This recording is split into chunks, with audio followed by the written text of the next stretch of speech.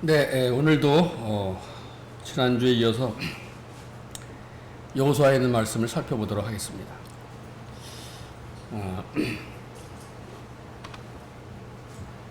여호수아는 가나안 정복기입니다.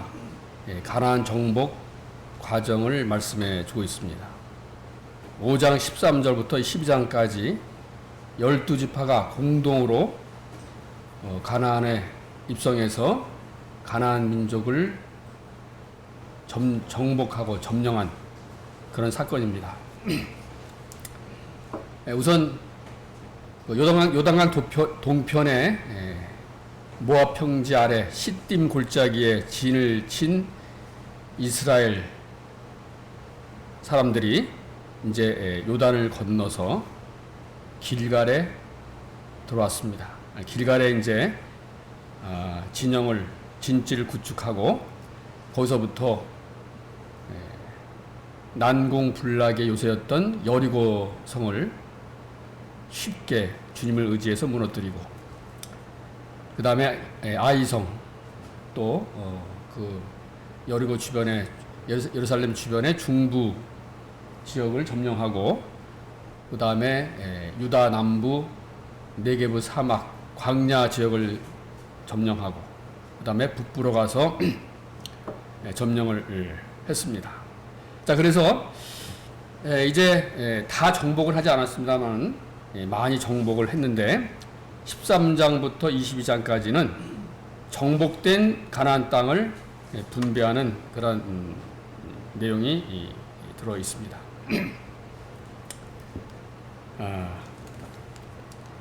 이제 가나안을 일단 정복하고는 실로라는 지명이 나오죠. 실로. 이 실로는 이제 가나안 땅에 들어가서 신앙의 중심지, 정치 행정의 중심지, 이스라엘을 하나로 모을 수 있는 구심점 역할을 하는 그 지역이 바로 실로입니다. 자, 우선 여호수아서 그 18장에 있는 말씀을 보도록 하겠습니다. 여호수아서 18장 1절부터 같이 읽어보도록 하겠습니다. 여호수아서 18장 1절부터 이스라엘 자손의 온 회중이 실로에 모여서 거기에 회막을 세웠으며 그 땅은 그들 앞에서 돌아와 정복되었더라.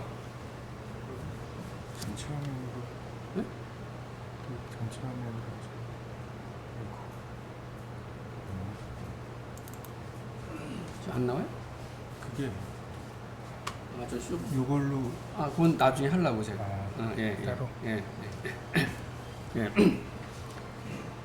자, 그러나 이스라엘 자손 중에 그 기업의 분배를 받지 못한 자가 아직도 7지파라. 여호수아가 이스라엘 자손에게 이르되 너희가 너희 조상의 하나님 여호와께서 너희에게 주신 땅을 점령하러 가기를 어느 때까지 지체하겠느냐? 너희는 각 지파에 3사람씩 선정하라. 내가 그들을 보내리니 그들은 일어나서 그 땅에 두루 다니며 그들의 기업에 따라 그 땅을 그려 가지고 내게로 돌아올 것이라. 그들이 그 땅을 7부분으로 나누되 유다는 남쪽 자기 지역에 있고 요셉의 족속은 북쪽에 있는 그들의 지역에 있으니 그 땅을 7부분으로 그려서 이곳 내게로 가져오라. 그러면 내가 여기서 너희를 위하여 우리 하나님 여호와 앞에서 제비를 뽑으리라. 레위 사람은 너희 중에 분깃이 없나니 여호와의 제사장 직분이 그들의 기업이 됨이며 갓과 르벤과 므낫세 반지파는 요단 저편 동쪽에서 이미 기업을 받았나니 이는 여호와의 종 모세가 그들에게 준 것이니라 하더라. 그 사람들이 일어나 떠나니 여호수아가 그 땅을 그려가는 사람들에게 명령하여 이르되 가서 그 땅을 두루 다니며 그것을 그려가지고 내게로 돌아오라. 내가 여기 실로의 여호와 앞에서 너희를 위하여 제비를 뽑으리라 하니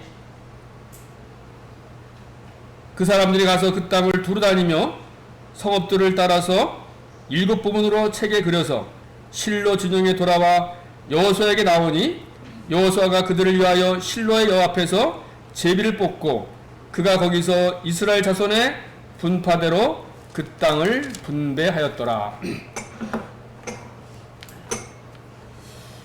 네, 여기 그 18장에 지금 10절까지 읽었는데 주목할 만한 단어를 보겠습니다. 일단 실로.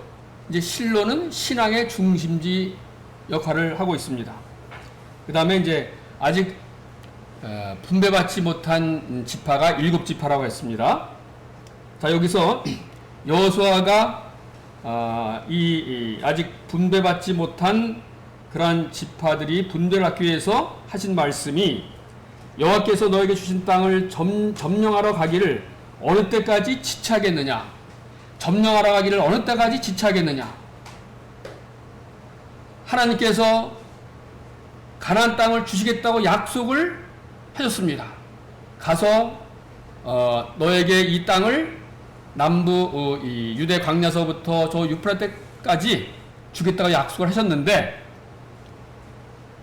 그러면은 가서 이렇게 이미 그 택지가 조성이 된 그저 몸만 들어가면 되는 그런 땅이 아니라 거기에는 무시무시한 네피림의 우선 안악자손 거인들이 존재했고, 그들의 무기는 철기를 가지고 아주 강력한 그 무기를 가지고 있는 무서운 사람들인데, 거기를 점령해서 찾아라고 했습니다.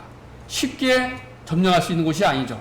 땅은 주겠다고 약속하셨지만 이스라엘 백성들이 해야 될 일은 생명을 걸고 싸워서 그 땅을 쟁취해야 될 그런 책임과 의무가 이 이스라엘 백성들에게 있었습니다. 그래서 독려하기를, 또 권려하기를, 점령하러 가기를 어느 때까지 지체하겠느냐. 이것은 독려이면서 책망인 것입니다.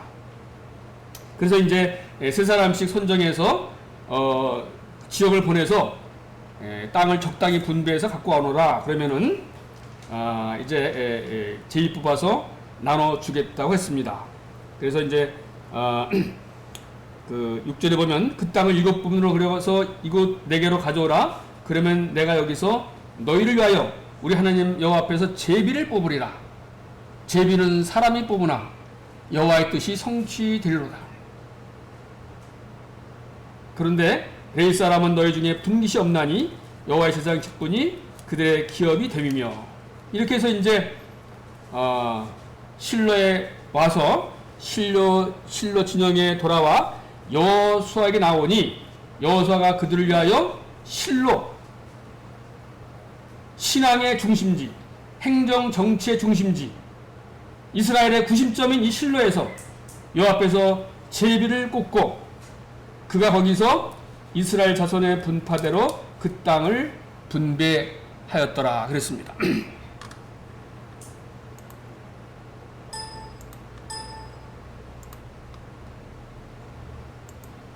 자, 이스라엘 12지파죠. 우리 잠시 한번 이스라엘 12지파에 대해서 한번 좀 보겠습니다.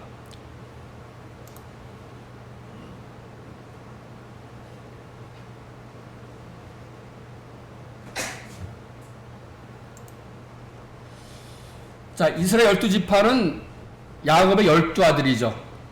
12지파는 야곱의 12아들인데, 야곱의 12아들이 아시다시피 한 배에서 나온 동복 자녀들이 아닙니다. 무려 아내가 4명인 이복 형제들입니다. 자, 이스라엘에게는 야곱에는 4명의 아내가 있었죠. 사실 이 첫째 부인은, 첫째 부인이라기보다는 원래 부인은 라헬이었습니다. 그런데 공교롭게도 레아, 실바, 비라까지 4명의 아내가 생겼습니다. 레아와 라헬은 이 자매지간이죠. 자, 뭐 잘 아시는 대로 아침에 일어나서 보니까 라헬이 아니라 레아였어요. 참 기가 막히죠. 야곱은 속고 속이는 삶을 평생 살았습니다. 파란만장한 삶을 살았습니다. 그가 하나부터 아브라함의 하나님, 이삭의 하나님, 야곱의 하나님, 복중에 태에서 쌍두가 있는데 동생인 야곱에게 하나님께서 이 아브라함과 이삭의 대를 이어서 이스라엘 민족을 형성할 것을 언급하셨지만 믿음이 부족했던 리브가와 야곱은 아버지와 형을 속이고 그리고 참으로 그 남은 삶을 참 파란만장한 삶을 살았습니다. 자, 그래서 이제 결혼해서 이제 아들을 낳기 시작하는데 레아는 참 아들을 잘 낳았어요. 레아의 몸종인 실바고 라의 몸종은 비라죠. 자, 레아가 먼저 아들을 낳기 시작합니다. 루벤을 낳고 또 누구죠? 시몬을 낳고 레위를 낳고 유다를 낳습니다. 4명을 내리 아들을 낳는 동안에도 라헬은 잉태 소식이 없습니다. 자, 몸이 닳았습니다. 너무너무 괴로웠어요. 그래서 라헬은 남편 야곱한테 내 몸종을 당신한테 드릴 테니 내 몸종은 빌한테 들어가서 아들을 낳아서 나한테 안겨달라. 그래서 야곱이 빌에게 들어갔습니다. 누굴 낳았어요? 단과 납달을 낳습니다. 12지파를 우리가 알지만은 이 아들이 누구의 아들인지 잘 쉽게 알기 어렵기 때문에 다시 한번 복습을 해보는 겁니다. 자, 그러니까 이제 이 레아도 또 질투심이 강했어요. 나도 몸종이 있다. 당신 내 몸종 실바에게 들어가서 아들을 나한테 알려줘라. 그래서 실바가 아들을 낳기 시작합니다. 누구죠? 갓과 아셀을 낳습니다. 그런데 이후에 레아에게 하나님께서 태기를 빚어주셔서 또 잉태하기 시작합니다. 아들을 낳았어요. 이삭을 낳습니다. 스불론을 낳습니다. 10명의 아들을 낳았어요. 그런데도 라헬은 아들이 없습니다. 드디어 하나님께서 라헬에게 복을 주십니다. 누굴 낳습니까? 요셉을 낳았어요. 그리고 마지막 막내 아들 베냐민을 낳습니다. 베냐민은 참 슬픔의 아들이라고도 할 수 있겠습니다. 라헬이 야곱과 함께 아버지를 그것도 이 축복 가운데 환송하는 가운데 가는 것이 아니라 야곱은 삼촌 라반에게서 마치 야반 도주하듯이 나왔죠. 그러다가 그 이 형 에서에게 죽을지도 모르는 그 같은 불안감 때문에 노심초사 전전긍긍하다가 겨우겨우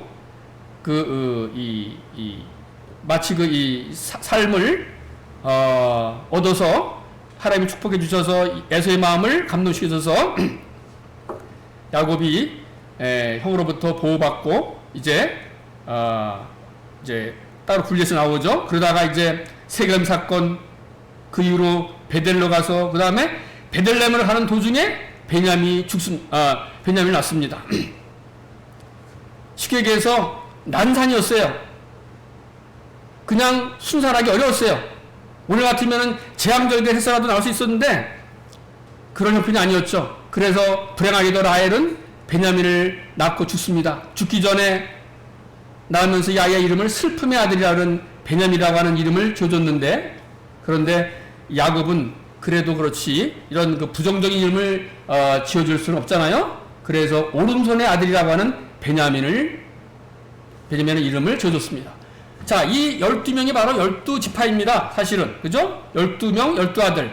그런데, 자, 아시다시피 요셉은 이 12명의, 11명의 또 그리고 야곱의 식구들을 그 기근에서 구원한 그러한 그야말로 현명하고 똑똑하고 사랑스러운 축복스러운 아들이었습니다.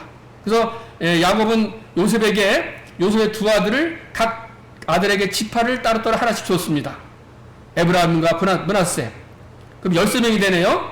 여기서 레위는 분깃을 받지 못합니다. 자, 분깃을 받지 못한 이유가 여기 나와 있죠? 네. 이거 말고도, 자, 레위는 여호수아서 13장 33절에 이스라엘 하나님 여호와께서 그들의 기업이 되신다.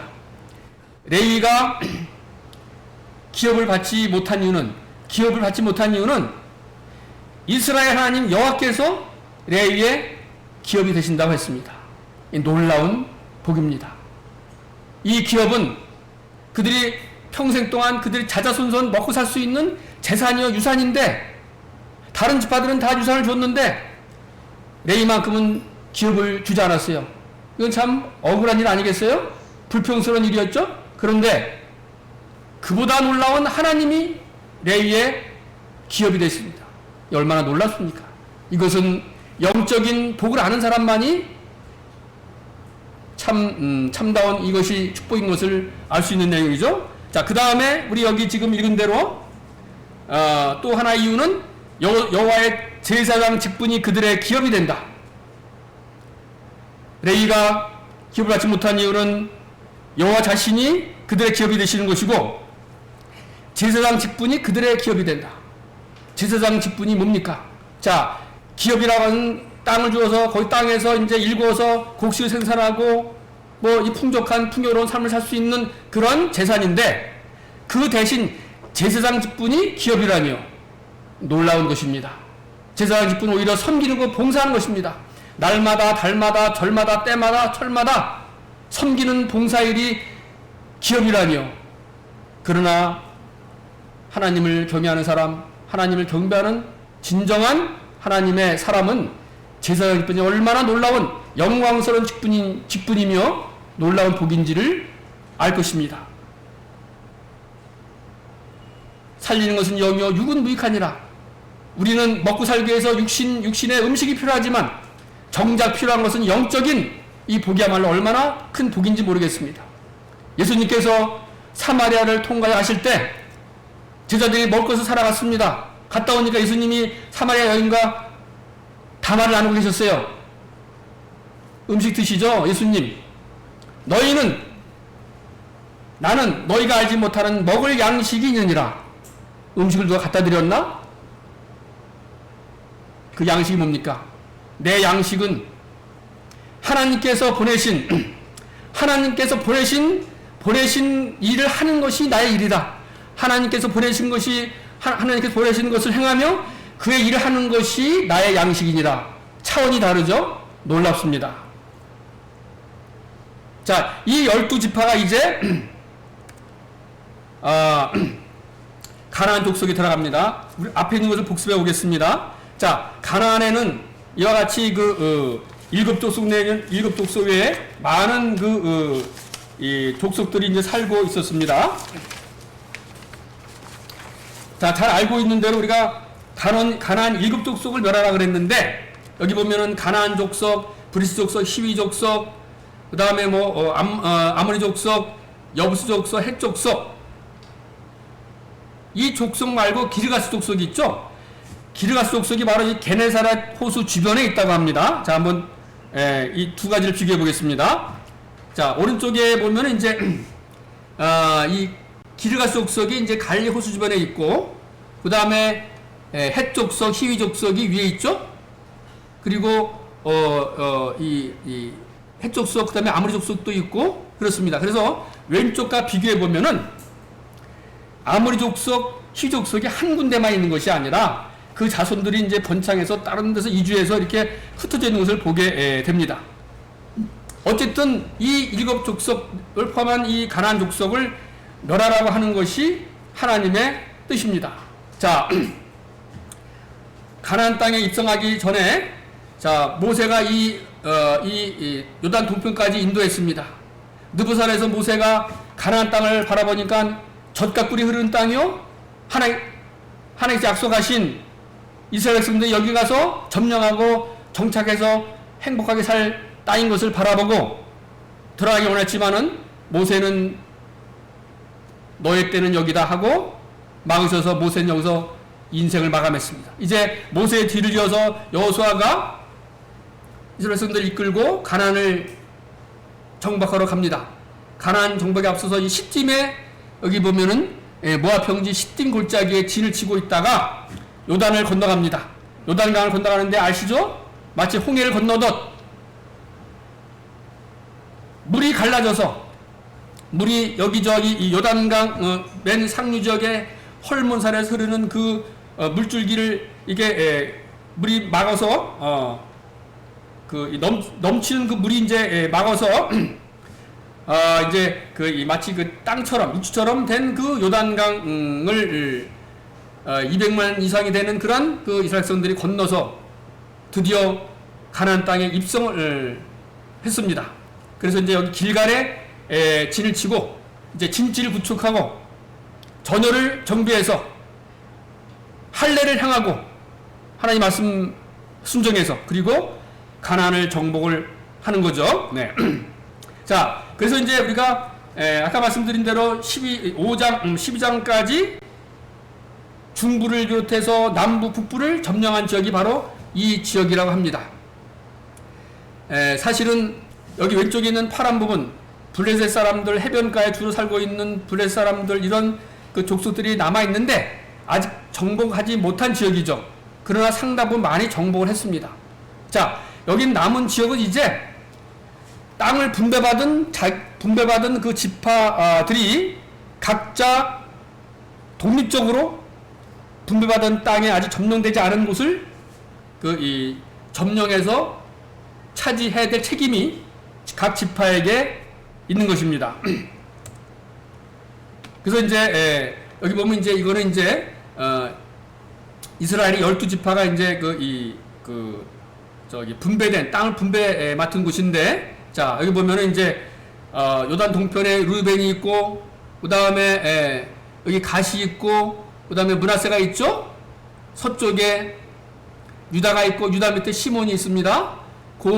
에브라임과 유다 중간에 알찬 성지 땅이죠. 베냐민이 있고, 그 왼쪽에 단이 있고, 그 위에 므낫세 북이 있고 남이 있잖아요. 므낫세가 있고, 그 위에 이사갈, 스불론, 여기가 아셀, 납달리. 그 다음에 여기 이 단은 여기 밑에 있는 요바에 있는 이 주변을 할당받았는데, 이 단 백성이 이 지역을 완전히 점령하지 못하고 그렇게 있다가 점령하기 쉬운 이 북쪽에 올라가서 잘 편안히 살고 있는 라이스라고 하는 이 지역에 살고 있는 그 원주민들을 물리치고 땅을 차지해서 얻은 것이 바로 이 라이스인데, 이 지파가 단이기 때문에 단이라는 이름으로 이제 바뀐 거죠. 이렇게 이제 지파 분배를 받았습니다.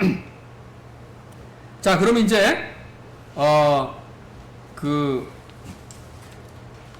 여기 이제 이미 분배받은 지역이 어디냐면은 일단 요단 동편의 루벤, 갓, 므낫세죠. 므낫세 반지파, 그리고 유다와 에브라임, 그리고 므낫세 반지파. 그래서 서쪽에 두 지파 반, 유다, 에브라임, 므낫세 남, 동쪽에 루벤, 갓, 므낫세 북. 그래서 5개 지파는 분배받고 나머지 7개 지파는 아직 분배받지 못한 것이잖아요. 그래서 지금 여호수아는 독려하고 있습니다. 권하고 있습니다. 어떻게 보면 책망하고 있어요. 그래서 여호와께서 너희 주신 땅을 점령하러 가기를 어느 때까지 지체하겠느냐? 이것은 점령하라는 얘기입니다. 가서 무슨 택지 조성이 잘 돼 있어가지고 가서 그냥 나무를 베고 벽돌을 쌓고 그냥 지으면 되는 그런 것이 아니라 험악한 산지고 짐승도 울거리고 무시무시한 안악 자손이 있는 그런 곳을 가서 점령해야 될 책임이 있기 때문에 지체하지 말고 점령하라고 하는 것이 여호수아의 이 명령이죠. 자, 그러면 이미 분배받은 땅을 한번 좀 보도록 하겠습니다. 자, 이건 이제 각 지파별로 이제 그 지파를 확대한 곳인데, 자, 우선 맨 밑에 이 사해 동쪽에 있는 곳이 바로 루벤입니다. 루벤. 자, 모세가 이 바데스 어디죠? 바데스 바네아? 가데스 바네아? 어디죠? 가데스 바네아? 네, 그쪽에서 이제 와서 여기 이제 요단 동편에 와서 시온 아모리 족속의 시온 왕에게 우리가 지금 요단강을 건너갈 텐데 당신 땅을 좀 지나고 싶다. 아무 해치지 않을 테니까 비켜달라 그랬어요. 그러니 거절했습니다. 누가요? 아모리 왕 시온이. 그래서 아모리 왕 그 대적하는 아모리 왕 시온을 물리치고 그 위에 있는 야셀 땅을 점령하고 그 위에 므낫세가 이 지파가 이제 그 분할받은 그 바산 왕 옥을 점령해서 그 밑에 있는 이쪽이 바로 루벤 지역이죠. 여기에 유명한 지역이 바로 헤스본, 그 시온왕의 수도였던 헤스본, 아하스 전투, 이런 뭐 느보산 뭐 이런 게 나오죠. 자, 그 다음에 자 갓지파는 그 위에죠. 여기 뭐 이제 뭐 브누엘 이런 데가 유명하죠. 네, 야르무 강이라는 곳이 있고, 네, 이제 그 다음에 그 바산왕 옥을 점령해서 여기 므낫세 북쪽 그 지방을 점령한 것이 므낫세 북쪽 지파입니다. 여기 골란곤이 나오죠. 지금의 시리아, 이스라엘과 시리아의 접경 지역 또는 시리아 땅이죠. 네. 그 다음에 이제 왼쪽에는 유다 지파죠. 유다 지파 먼저 이 땅을 이제 그 분할받았습니다. 유다에는 뭐 잘 아시는 대로 유명한 뭐 헤브론 비롯해가지고 뭐 베들렘 뭐 유명한 뭐 베스메스 막게다 굴 뭐 많죠. 자, 그 다음에 분배받은 것이 바로 에브라임입니다. 에브라임은 이제 북쪽 그 요셉의 후손인 에브라임 역시 또 유명한 지역이죠. 여기 바로 실로가 있습니다. 바로 실로가 신앙의 중심지요, 정치 행정의 중심지요, 이스라엘 백성들을 하나로 묶을 수 있는 구심적인 도시가 바로 실로입니다. 예. 여기서 이제 회막을 짓고 하나님의 법궤가 있는 그러한 곳이죠. 네. 자, 그 다음에 이제 므낫세 반지파가 여기 이제 이쪽에 이제 점령을 분배를 받은 것입니다. 자, 이렇게 5지파가 이제 그 분배를 받았습니다. 자, 그 다음에 이제 그 18장 11절부터 마지막 절까지가 바로 3명씩 그 지파의 대표들이 가서 그 땅에 가서 적당에 이제 그려가지고 7개의 지역을 그려가지고 가지고 와서 여호수아 앞에 와서 실로에서 제비 뽑아서 얻은 땅이 바로 베냐민 얻은 땅이 바로 여기입니다. 베냐민은 에브라임과 유다 밑에 유다의 중간에 있는 아주 요충지입니다. 성주 순례 가면은 바로 유다와 여기를 많이 가는 곳이죠. 그죠? 예, 여기 뭐 여리고도 있고 아이성도 있고 오브레도 있고 아주 유명한 기브온도 있고 기브아도 있고 아주 유명한 곳이 바로 이 베냐민입니다. 사실 예루살렘도 베냐민 지파에 속해 있는 곳이죠. 그 다음에 19장에 가서는 자, 이거 읽지 않아도 19장 1절부터 9절까지가 바로 시몬 지파입니다. 자, 시몬 지파는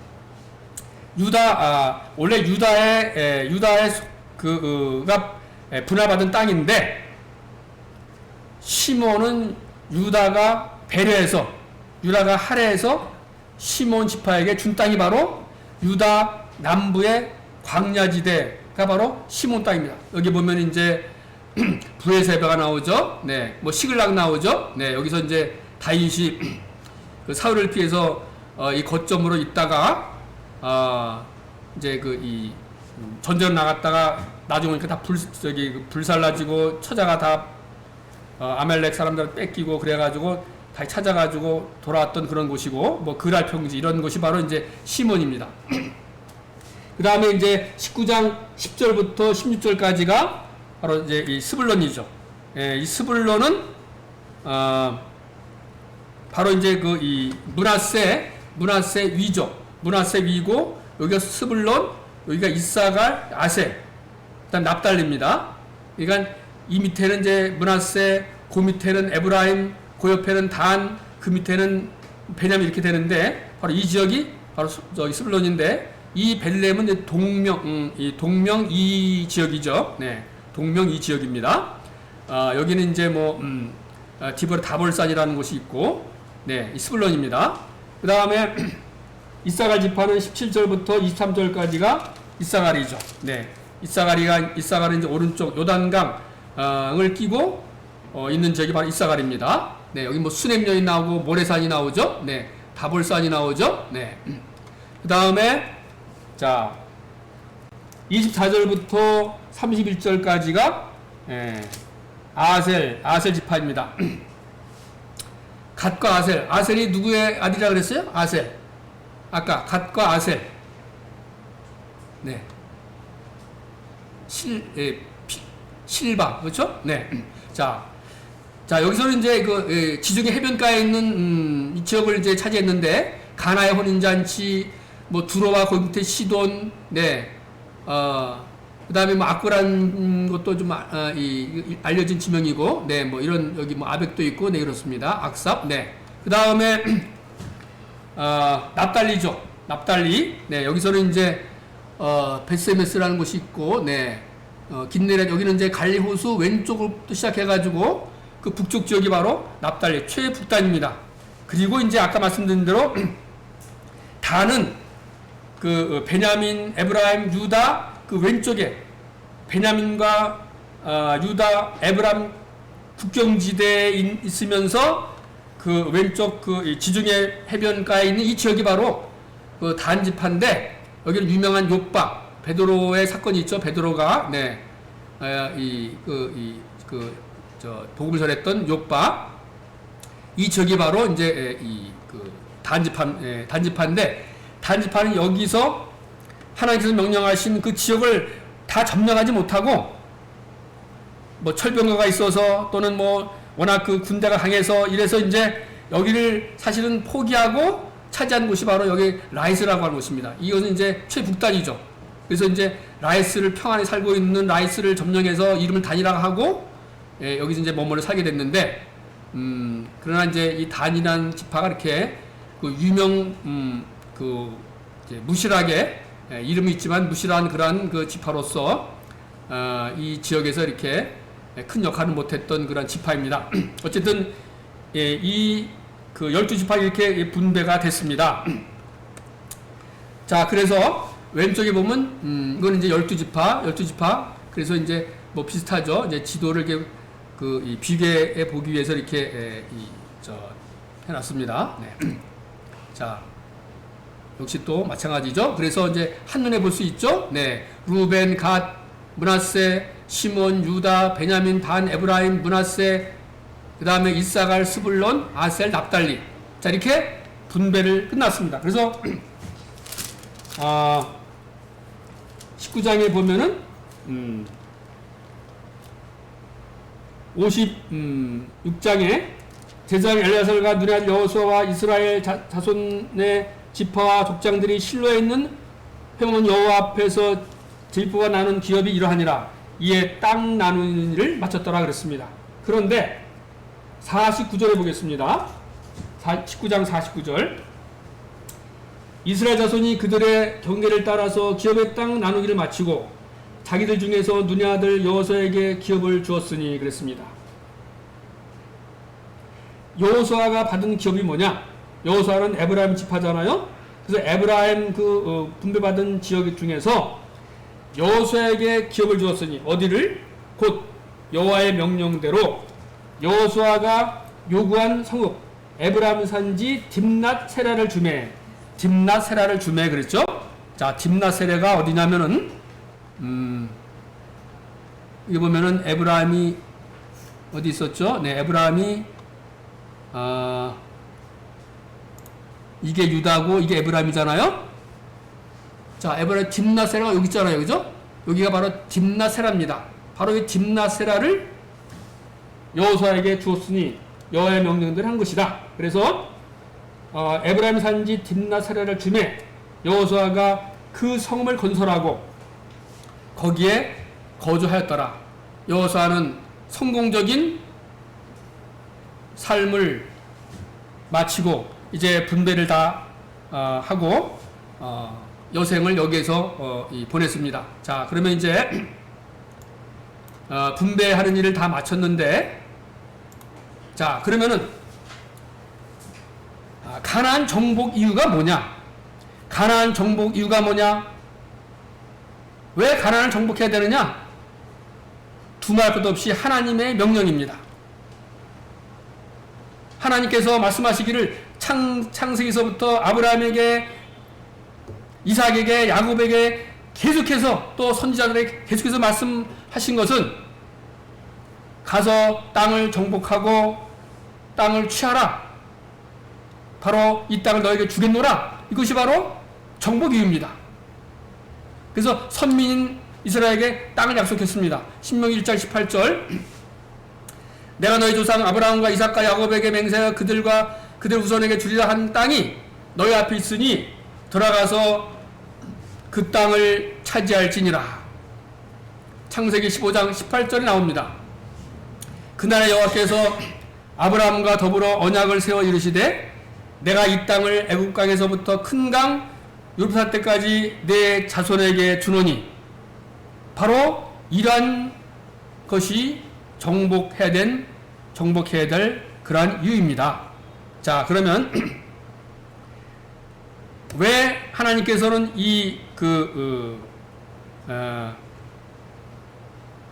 가나안 땅을 정복하라고 했을까? 자, 가나안 정벌 이유가 뭘까? 하나님을 두려움이 전혀 없는 그러한 민족입니다. 누가요? 가나안 민족이. 지금 가나안에서 멀쩡히 잘 살고 있는 민족들을 왜 가서 쳐부수고 진멸하고 심지어 호흡 있는 자는 다 죽이라고까지 말씀하시면서 정복하고 그 땅을 차지하라고 하셨을까? 이것이 오늘날 많은 안티 기독교를 비판하고 하나님을 대적하는, 하나님 비판하는 많은 사람들이 비방하기 쉬운 호재거리가 바로 이것입니다. 하나님은 은혜로운 하나님, 사랑의 하나님이라고 하면서 왜 멀쩡히 살고 있는 가나안 땅에 살고 있는 사람들을 자기 백성이라고 데리고 와서 그 땅에 들어가서 쳐부수고 때려부시고 사람 죽이고까지 해서 그 땅을 점령하라고 하셨느냐?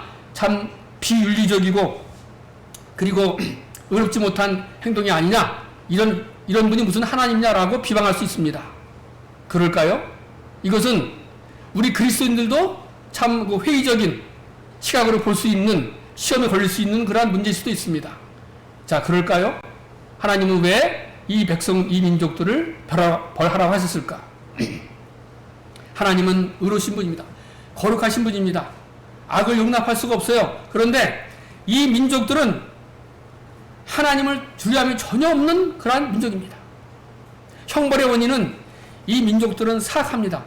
사악하고 가증하고 악하기 때문에 형벌을 할 수밖에 없는 그런 존재들입니다. 하나님께서 아브라함에게 말씀하시기를 내가 이 땅을 줄 텐데 아직 주지 못하는 이유는 아직 이 아모리인들이 죄악이 관영하지 않았기 때문에 그랬습니다. 그런 말씀 있잖아요. 아직 아모리 사람들이 죄가 가득하지 않았기 때문에 하나님께서는 이 아모리 사람들이 가나안에 살면서 얼마나 악한 그런 죄를 짓고 살 것인지를 미리 내다보시고 너희들이 가서 저기를 정복하고 다 멸하고 들어가서 살면서 나의 의로운 것을 드러내라. 빛과 소금 역할을 감당해라. 하나님의 선민으로서 역할을 잘 감당해라라고 이스라엘 선택하셨습니다. 창세기 15장 16절, 레위기 18장 20장 나옵니다. 레위기 18장에 보면은 너는 결탄코 너희 자녀를 몰렉에게 주어 불로 통과하게 함으로 네 하나님의 이름을 욕되게 하지 말라. 나는 여호와니라. 자, 20장에도 보면은 레위기 20장을 볼까요? 레위기 20장.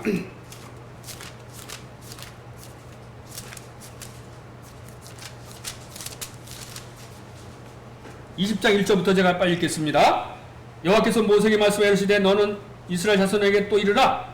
그가 이스라엘 자손이든지 이스라엘의 거림이든지 그의 자식을 몰렉에게 주면 반드시 죽이되 그 지방 사람이 돌로 칠 것이요 나도 그 사람에게 진노하여 그를 그의 백성 중에서 끊으리니 이는 그가 그의 자식을 몰렉에게 주어서 내 성소를 더럽히고 내 성호를 욕되게 하였음이라.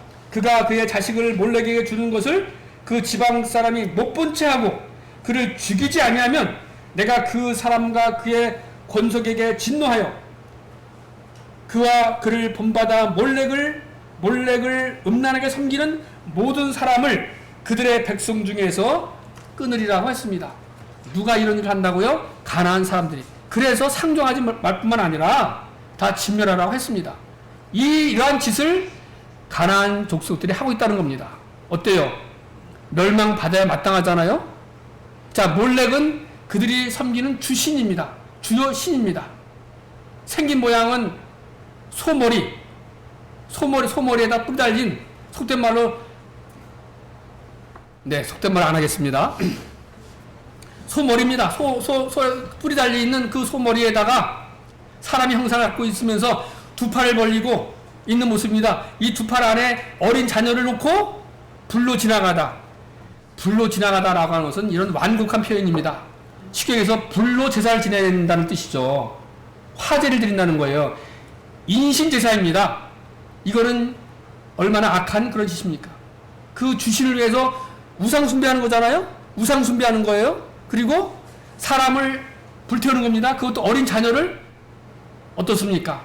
하나님을 전혀 두려움이 없는 민족이고 형벌의 원인이 이와 같이 자녀들까지도 죽이는 사악한 민족이에요. 형벌을 받아야 마땅하잖아요. 그래서 하나님께서는 선민 이스라엘 선택해서 형벌의 도구로, 심판의 도구로 이스라엘 선택했습니다. 그러면 이스라엘 백성들이 잘해야 되잖아요.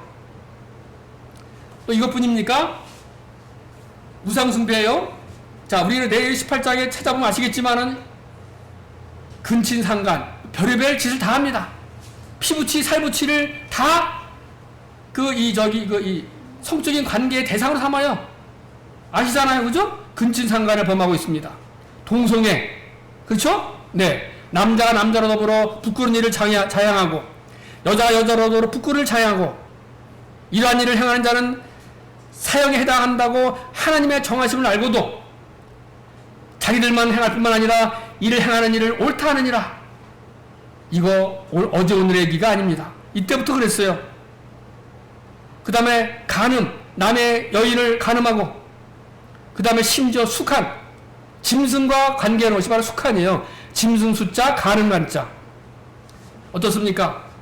멸망해야 되잖아요. 그죠? 네. 이것이 바로 징벌 이유입니다. 자, 징벌이 또 있습니다. 함의 죄악. 창세기 9장 20절부터 25절 보면은 가나안 족속들이 함의 자손들이에요. 자, 창세기 9장 20절에 보면은 가나안의 아버지 함이 그의 아버지의 하체를 보고 밖으로 나가서 그의 두 형제에게 알림해 이에 이르되 가나안은 저주를 받아 그의 형제의 종들의 종이 되기를 원하노라 하고. 자, 노아 홍수 위에 남은 가족들은 노아, 셈, 함, 야벳, 그리고 그의 이 아내들, 노아의 아내 8명이었습니다. 그런데 하루 노아가 술을 드셨어요. 술 취했어요. 인사불성이 됐어요. 그리고 이제 벌거벗은 채 드러누웠어요. 수치입니다. 다 드러냈어요. 근데 이를 지나가다가 이 가나안의 아버지 함이 봤습니다. 아비 하체를 보고 밖으로 나가서 그의 두 형제에게 알림해. 이 문장만 봐가지고는 함이 무슨 큰 죄를 졌나? 이 문장만 봐가지고는 함이 무슨 큰 죄를 졌는지 이해할 수 있겠어요? 그냥 아버지 하체를 보고 형제한테 알렸는데, 여기에는 숨은 참으로 함의 악한 죄를 볼 수가 있습니다. 자, 눈에 보이는 아버지의 그 하체, 벌거벗은 모습을 보는 거예요. 어떻게 말 수가 있겠습니까? 그 눈에 보이는데, 우연히 가다가 본 건데, 의도적으로 본 것도 아니고. 그런데 여기서 함의 죄는 뭐냐? 아비의 수치스러운 그 부분을 보고 악의적으로 즐긴 것입니다. 악의적으로 즐기고 모욕한 거예요. 이거 얼마나 큰 죄인지 모르죠? 남의 수치를 보고, 더군다나 아버지는 아버지의 권위가 있는데, 아버지의 수치와 부끄러움을 보고, 수치를 가리고 덮어줄기는커녕 아버지의 하체를 보고, 그리고 악의적으로 즐기고 모욕을 했으며, 그리고 이 경멸과 조롱하는 겁니다. 조롱은 바로 말로 악의적으로 즐기는 거예요. 남의 약점을 그냥 흡연해가지고 말로 터뜨리면서 즐기는 거예요. 자기는 그 말 터뜨리면서 즐기는 겁니다. 이거 얼마나 큰 죄인지 모르겠어요. 하나님은 정말 뭐가 죄인지를 정확하게 지적하십니다. 그래서 두 형제한테 알렸어요. 그런데 이 두 형제는 이에 이르되 가나안 저주를 받아 그 형제의 종들이 되기를 원하라. 그런데 그 형제들은 이제 뒷걸음치면서 옷을 들고 안 보고 이제 뒷걸음치면서 가서 덮어주고 왔잖아요. 사랑은 모든 허물을 가리우니라. 우리는 남의 수치와 잘못을 후집어내고 들춰내고 악의적으로 즐기고 조롱하고 모욕하는 것이 얼마나 큰 죄인지를 심각하게 알아야 되겠습니다. 바로 함의 이러한 죄 때문에 가나안은 저주를 받았습니다. 우리는 부지불식간에 또는 경솔하게 우리의 권위자들에 대해서 조롱할 수 있어요. 우리의 부모님을 조롱할 수 있습니다. 우리의 형제를 조롱할 수가 있습니다. 우리의 선배를 조롱할 수가 있어요. 나보다 연장자는 그만큼 하나님 세운 권위입니다. 우리는 여기서 함의 잘못을 보면서 우리는 우리의 권위에 대해서, 우리 스승에 대해서, 부모에 대해서, 선배에 대해서 존중할 수 아는 것이 얼마나 중요한지 모르겠습니다. 창세기 10장 15절에 보면은, 자, 가나안은 장자 시돈과 헷을 낳고 또 여부 족속과 아모리 족속과 기르다 족속과 시위 족속과 아이라 족속과 신 족속과 이후로 가나안의 자손의 족속이 흩어져 나갔더라. 여기 보세요. 가나안의 일곱 족속을 멸하라 그랬는데 가나안, 헷, 여부스, 아모리, 기르가스, 히위 다 나오잖아요. 그래서 안 나온 족속이 바로 브리스 족속이에요. 아마 브리스 족속은 이 가나안의 아들이 아닌가 봐요. 이 브리스 족속은 뭐 다른 민족인 거예요. 어쨌든 가나안에 속한 그런 자죠. 네. 자, 그래서 하나님께서는 이 가나안을 완전히 진멸하라고 그랬습니다. 신명기 7장 1절 5절 보면은 2절에 자, 내 하나님 여호와께서 그들을 내게 치게 하시리니 그때 너는 그들을 진멸할 것이라. 진멸이라고 하는 것은요, 이 진짜 다할 진 멸할 멸자, 아주 싹 다 멸하는 것이 바로 진멸입니다. 그들과 어떤 언약도 하지 말 것이요 그들을 불쌍히 여기도 말 것이며 그랬어요. 참 이런 말씀은 잘 이해해야 되죠? 네. 오직 너희가 그들에게 향할 것은 이러하니 그들의 제단을 헐며 주상을 깨뜨리며 아세라 목상을 찍으며 조악한 우상들을 불살할 것이니라. 그랬죠? 네. 신명기 20장 16, 17절에 오직 내 하나님 여호와께서 내게 기울여 주시는 이 민족들의 성읍에서는 호흡이 있는 자를 하나도 살지 말지니. 참 잔인하고, 그리고 이제 뭐 해도 너무하다 싶은 것이 아니라 다 이유가 있습니다. 우리는 때에 따라서 하나님이 하신 일을 이해하지 못할 수도 있습니다. 그렇죠? 네. 우리의 생각은, 하나님 생각은 우리의 생각과 다르고, 우리의 길과 달라서 하늘이 땅보다 높은 같이 내 생각은 너희 생각보다 높고 내 길은 너희 길과 다르다고 했습니다. 자, 근데 만약에 진멸하지 않으면 어떤 결과가 일어날까요? 너희가 만일 돌아서 너희 중에 남아있는 이 민족들을 가까이하여 더불어 혼인하며 서로 왕래하면 확실히 알라. 너희 하나님 여호와께서 이 민족들을 너희 목전에서 다시는 쫓아내지 아니하시리니 그들이 너희에게 올무가 되며 덫이 되며 너희 옆구리에 채찍이 되며 너희 눈에 가시가 되어서 너희가 마침내 너희 하나님 여호와께서 너희 주신 이 아름다운 땅에서 멸하리라. 이제 반대로 명령대로 순종하지 않으면 도리어 화가 우리에게 미친다고 하는 것입니다. 우리의 영적인 가난한 존재들은 어떤 존재들입니까? 우리 영적인 가난한 존재들을 완전히 멸하지 않으면 화가 도리어 우리에게 미친다고 하는 사실이죠. 똑같이 민수기 33장 51절에서 55절도 똑같이 그러한 내용입니다. 자, 그래서 중요한 것은 56절에 가나안을 진멸하지 아니하면 하나님께서는 그들에게 내가 가나안 땅에 가나안 족속들에게 행하기로 한 생각한 것을 너에게 행하리라. 자, 이것은 우리가 경종으로 들어야 될 말씀인 것입니다. 그러면 우리의 가나안은 누구일까요? 우리의 가나안은 저기 팔레스타인에 살고 있는 가나안 족속만이 가나안일까요? 그 가나안을 멸하라고 하는 이유는 다른 게 아니에요. 그 사람 자체가 아니라 그 사람이 행하고 있는 바로 사악한 형벌의 원인, 사악하고 간악한 가증한 것을 멸하는 것이지 그 사람 자체가 아니잖아요. 그러면 우리의 가나안은 누구인가? 바로 나일 수도 있고 여러분일 수도 있습니다. 그렇죠?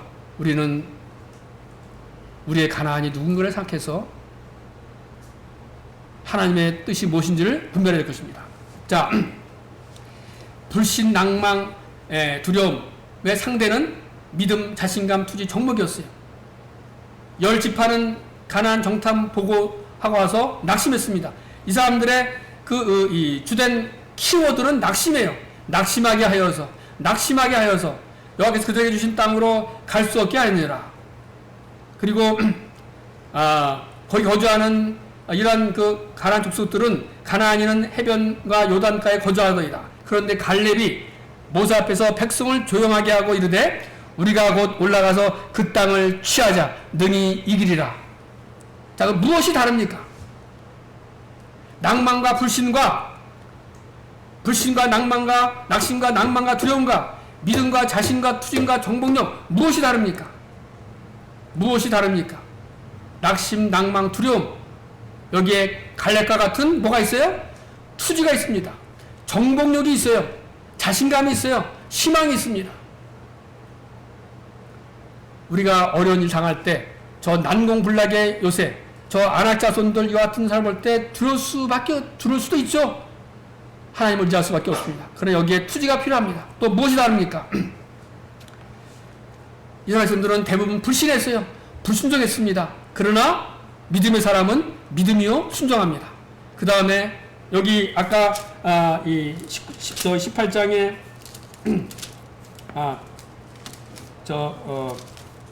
18장에서 여호와께서 여기 주신 땅을 점령하러 가기를 어느 때까지 지체하겠느냐? 소극적이죠? 네. 또 남겨뒀어요? 그와 반해서 무엇이 다릅니까? 승리하는 사람은 적극적이고 진멸하는 것입니다. 또 무엇이 다르요? 게으릅니다. 여기서 점령하러 가기를 어느 때까지 지체하겠느냐? 지체라고 하는 것은 게으른 것이죠. 자, 믿음의 사람, 순종의 사람은 부지런합니다. 또 무엇이 다릅니까? 망설여요. 주저거려요. 주저함입니다. 머뭇거려요. 반대는 망설이지 않는 것이죠. 주저하지 않는 것입니다. 머뭇거리지 않는 것입니다. 자, 서슴없이, 거침없이, 저돌적으로 점령을 하는 것이 주님의 이 뜻입니다. 네. 자, 그래서 오늘 우리는 여호수아서 18장, 19장을 통해서 이스라엘 남은 지파, 7지파를 분배하는 같은 사건, 그에 앞서서 여호수아가 말씀하시기를 이 땅을 점령하러 가기를 어느 때까지 지체하겠느냐.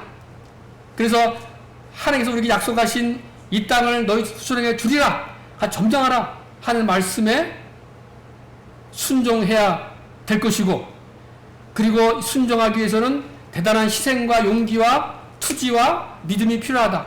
왜냐하면은 택지 조정이 잘 되어 있는 그런 곳에 그저 몸만 들어가면 되는 것이 아니라 여기에는 목숨을 내걸고 싸워야 되는 이와 같은 것이라고 한다면은 우리의 삶도 이와 같은 삶이 아닌가 하는 그런 생각을 해보면서 우리가 교훈을 받습니다. 그리고 또한 중요한 사실은 가나안을 정복한 이유는 전혀 이 사람들은 하나님을 두려움 없는 민족이고 그들의 그 생각과 사고방식은 아주 악하고 간악하기 때문에 이 악한 족속을 몰아내고 거룩한 백성, 불러낸 무리, 선택된 이스라엘 백성들이 들어가서 그 땅에 들어가서 하나님의 자녀다운 삶을 삶으로써 하나님을 영광롭게 하는 것이 하나님의 뜻이라고 하는 사실을 우리가 알았다면 우리의 삶도 이 땅에 살면서 투쟁력과 그 강한 투지를 가지고 싸우되 이 빛과 소금의 역할을 담당해서 승리하는 삶을 살아야 되겠다는 것 같은 교훈을 얻게 됐습니다. 기도하시겠습니다.